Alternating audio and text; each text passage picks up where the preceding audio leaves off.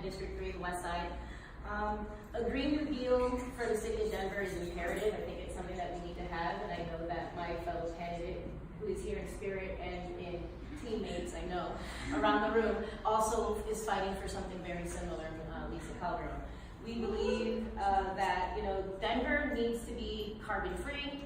Denver needs to have completely renewable energy throughout the city, and these are things that we can do. This is we're the sunniest city in the United States. I moved here from Miami because of that. I wanted to leave South Florida, and I literally picked the sunniest place because I was so scared of any other option. So why we're not using it more is just, lost on me. Not really, but a little. I think that many of us are running because this is a race and this is a time where Denver is really under a certain sense of urgency, and the current status quo is not acknowledging that. And most of the status quo is benefiting off of it, and I think we have to just call it how it is, right? Yeah. Many of us don't want to say that some of our elected officials are bad people because we know them and we kind of like them. We see them with their kids at the park or at school. But at the end of the day, the decisions that they're backing and they're making are not for the rest of us. And they're not for a sustainable Denver, for the average Denverite and their future generation. We're going to be displaced on so many levels, and it's not just by gentrification, but it might just be by global warming and not being able to live in Denver any longer. So this is the time to take our city council back and elect officials who are going to be fighting for what's in all of our best interests, not just in corporate best interests. Yes. And a big part of that is having a Green New Deal. A big part of that is actually going with the Green Roof Initiative that our city voted on, and now City Council has been watering down for the last year. Okay? These are things that are not okay. And we can affect that change, and it happens by voting. It happens by coming to town halls and listening and sharing our voices and amplifying what we're trying to do. But it also comes out that when some of us are able to put ourselves out there to run, to back the right people. Yeah. And to back the right people who are willing to come to these kind of events and talk to everyone and share our concerns and share our ideas so that we can bring them forth and enact them and make world and Denver better for all of us. And I think that that's something that we can do. We're here and we're inspired, aren't we? Yeah. We want to make a difference, don't we? Yeah. We want Denver to still exist in 15 years, don't we? Yeah. And we also want to be the people living in it too, right? Yeah. Okay, we don't want to be pushed out to the outskirts either.